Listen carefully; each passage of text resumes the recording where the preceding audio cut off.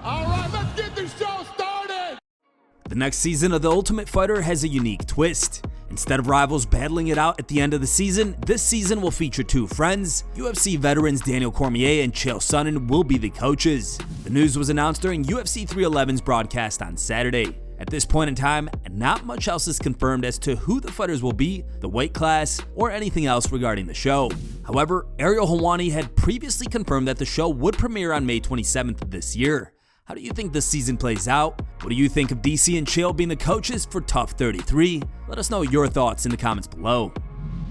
Although he doesn't have a fight booked right now, Paddy Pimblett has been staying active in the gym and recently took the UFC downtime as a chance to settle his feud with a fighter named Dennis Frimpong. The two have been beefing online for several months. Frimpong fights under the Octagon MMA banner and holds a professional record of 4-2. Responding to a fan comment hoping to see Pimblett on the upcoming UFC London card, Frimpong said he won't be fit for the Vegas event, let alone the London one. After exchanging messages, the two agreed to settle their feud Saturday morning at Frimpong's gym, Manchester Top Team. The baddie showed off his grappling skills, highlighting the gap in experience between UFC caliber fighters compared to warriors of lesser experience. Their clash ended with Pimblett sinking in a rear naked choke, forcing Dennis to tap. Chaos unfolded moments after when Pimblett refused to release the choke, sparking an altercation between the two teams.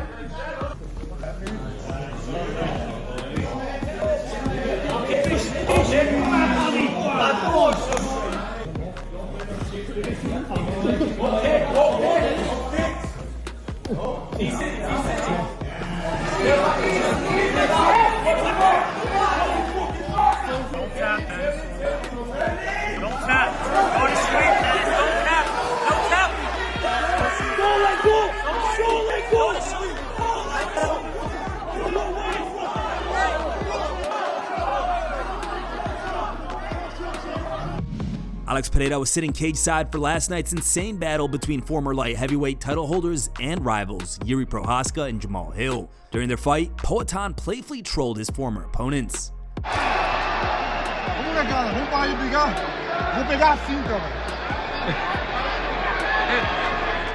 In the end, Jiri Prochazka walked out of the cage with a victory, finishing Jamal Hill in the third round with an onslaught of devastating ground and pound strikes. After the fight, the two showed each other mutual respect backstage.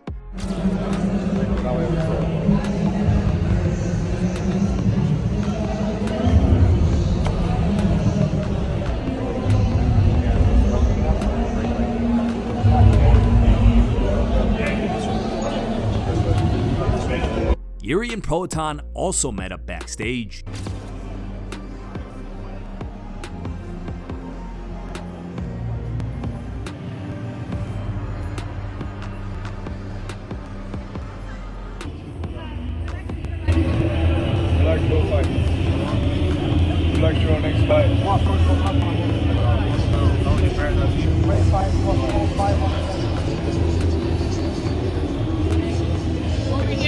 UFC 313 is starting to take shape. The promotions announced UFC light heavyweight champion Alex Pereira vs Magomedov Ankalaev as the main event, as well as a co-main clash between lightweights Justin Gaethje and Dan Hooker. The news was announced during UFC 311's broadcast. Ankalaev will be getting his second crack at the light heavyweight title. His first shot came in December of 2022 when he and Jan Blachowicz fought to a draw. Ankalaev hasn't been defeated since 2018 when he was submitted in the final seconds of the fight by Paul Craig. With Ankalaev's size and ground game, this is going to be no easy challenge for Poatan. Who do you think takes this one and how? Let's hear your breakdown in the comments below. Last night, Islam Makhachev delivered a swift and decisive finish over short notice opponent Renato Moicano in UFC 311's main event, With this dominant victory, Islam has set a new record for most UFC lightweight total defenses with 5. In doing so, he has surpassed legends like Benson Henderson, BJ Penn, and his longtime friend and mentor, Khabib Nurmagomedov. Speaking to media during the post-fight press conference, Makhachev discussed what's next, stating he could make a jump into the middleweight division and challenge DRICUS du Plessis, adding that going up yet another weight level to fight Alex Pereira at 205 would be too much. I can be 3 divisions also. Just give me the chance, that's it. I will fight with the PLESSIS. If they give me the chance, I will fight with him also.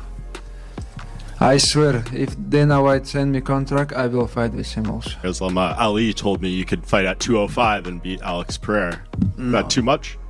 It's too much. No, I need to know. I need the DC diet program to be 200 pounds. DanaWhite is finally willing to admit that Islam Makhachev is the best in the world. After Makhachev submitted Renato Moicano in his 4th lightweight title defense last night in Los Angeles, White said that he believes Islam has officially surpassed current heavyweight champion Jon Jones as the #1 pound-for-pound fighter in the promotion. I've seen a lot of people say that because of that, Islam deserves some maybe pound-for-pound #1 rankings. He's already the pound-for-pound #1 ranking. But is he yours? Yeah, I'll give it to him. Fair enough. Arman, are you happy? Is everybody happy now? He's yeah. pound for pound. Dana also revealed that Arman Tsarukyan will not get the next title shot at lightweight. Arman Tsarukyan, what do you do with him at this point? I mean, do you automatically rebook him in the next title fight? Do you go back to the drawing board? No. Yeah, he's going back to the drawing board. Right. I don't want anybody to ever fight hurt, ever. You know, we've been in these positions before. Went down there with the doctor. Went down there with Heather from the PI, who is, you can ask any fighter or anybody else, she's the best in the world. And you know, you miss opportunities sometimes, and he did. So we'll see how this plays out for him next year. You feel like he could have competed? You feel like he could have competed tonight? I have no idea. I don't know that. Only he knows that. Arman responded by tweeting, "I agree with Dana. Once my back heals, I'll be ready to prove I'm the true #1 contender by taking on anyone they put in front of me." Followed up with, "Charles the Bronx in 5-rounder makes most sense." Responding to Arman's tweet, Michael Chandler called him out, writing, "You don't show up, you don't get a shot. Beat me if you can, at Arman." Tsarukyan replied, "I'm not against it, but fighting someone who beat you twice sounds way more compelling." Arman also congratulated Islam on the victory, writing, "Congratulations Islam on the victory, and keep your head up, Umar. Better days are ahead." Here's a message from Islam to Arman after his big win over Moicano. Long camp, I prefer for anyone. You know, this camp we're training so hard, and someone was lucky because he's not here. Nice job. Makhachev also had this message for Coach Khabib. Feel good. Now tell everybody, Khabib, we don't have to training so hard 3 months for the 3 minutes. 1 month enough for the training camp. Thank you, everybody. Ilia Topuria, who's got some bad blood stirring with Islam ahead of Ilia's potential move to lightweight, has shared his first reaction to Makhachev's impressive win over Renato Moicano. Taking to X, Ilia wrote, "Islam, if I want to, I can finish you. If I want to, I can knock you out. I'll make it look easy. See you soon." Ilia also congratulated Merab on his win, writing, "Merab, my brother, what a fighter you are. You make us feel so proud. This is what happens when Dagestani wrestling meets Georgian wrestling." Umar Nurmagomedov's undefeated MMA record has come to an end after a hard-fought battle against the machine, UFC bantamweight champion Merab DVALISHVILI. In a back-and-forth war from the very start to the finish, Merab rallied in the final 3 rounds, earning a unanimous decision win over the previously unbeaten Umar. The loss wasn't the only setback for Umar. Taking to X, his manager Ali Abdelaziz shared a nasty image of the bantamweight's left hand, captioned, "Umar broke his hands first round, no excuse, no excuse, alhamdulillah for everything." During the post-fight presser, Merab reacted to Umar's injury, revealing that he also fought injured. I break my back during the training camp, and it was some days I cannot get up from the bed, and I was laid down, and I don't have a training camp, and I don't have a Khabib Nurmagomedov to help me to training, and then some days PI was closed. It was Christmas, and it was New Year's and weekends, and every time, not every time, but it happened a couple of times, Umar was there, and the security, "I'm sorry, we cannot let you go in," and I'm not making this excuse. You're fighter and you gotta find a way to win or whatever. It may happen, maybe, I don't know. But like after he disrespect me, he says so many bullshit things. I don't know. I mean, as a fighter, I respect him, but I mean, I don't know. God bless him. You know, I wish him all the best. But you know, it's a fight. And then guess what? Who broke his hand?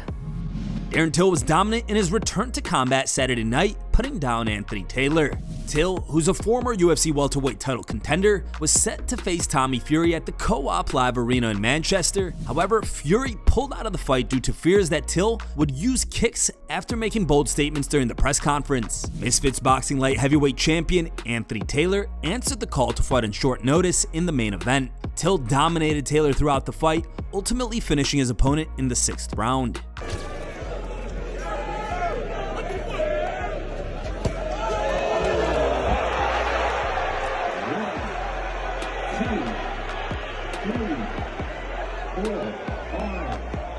After the fight, Taylor released the following statement. It's all good, G. Motherfucker took an L. Like a motherfucker, I'll be back. I don't give a Still 7 light heavyweight champ, I'll be back.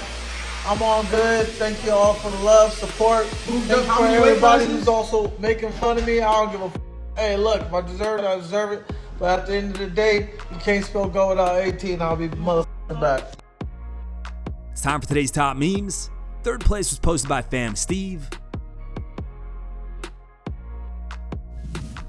2nd place was posted by ACD MMA.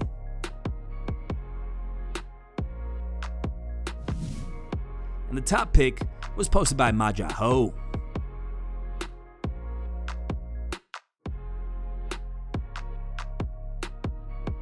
Thanks for watching. If you like the content, smash that like button and don't forget to subscribe to stay in the talk.